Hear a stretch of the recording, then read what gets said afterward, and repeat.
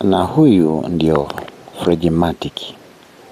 Huyu ni mtu wa pili katika wale watu wanne niliokuambia kuhusiana na tabia. Phlegmatic yeye ni mtu gani? Hawa watu wanaitwa peacemaker, watu wa amani.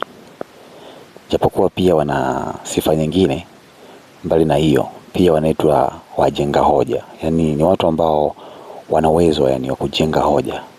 Sawa? Phlegmatic sifa yao kubwa ni kwamba wana akili. Yes.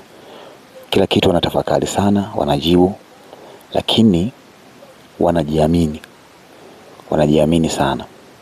Halafu wana maamuzi sahihi. Ila kama nilivyokuambia ni watu ambao wana hoja. Kwa hiyo ni wabishi manake. Mtu akiwa na hoja maana kujua ni mbishi, hakubali kushindwa kirahisi. Huyo ni Phlegmatic.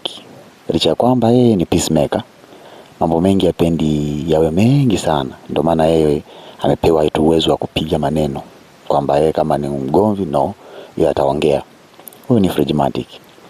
Sasa Phlegmatic ana kasoro gani? Phlegmatic inakuwa ni ngumu sana kucope na watu kwa sababu wengi watamwona kama ni mbishi, alafu ni watu ambao wanapenda uthibitisho. Kama nilivyokuambia, Phlegmatic ni kwenye Biblia tunampata mtu anaitwa Phlegmatic. Phlegmatic ni yule Tomaso. Yaani ni watu ambao wanataka uthibitisho. Mpaka kitu kiwe tangible, akiguse ndo anaamini kwamba ni sahihi. Umeona bana? Kwa hiyo Phlegmatic ni watu fulani ambao ni wazuri sana. Ukifuatilia ni watu ambao wanapendeza sana kwa science, lakini pia ni wazuri kwenye mambo ya sheria kwa sababu wanapenda ushahidi. Umeona bana? Lakini pia kwa sababu pia uwezo wao wa kujenga hoja, public speaking ni watu wazuri pia. Wana vitu ambavyo wanaweza kumshusha alafu kwa ushahidi. Au sio bana? Kwa tips kama hizi usiache kunifollow. Like and share ili watu wengine wapate kujifunza na kufahamu tabia za binadamu. Uwe na wakati mwema.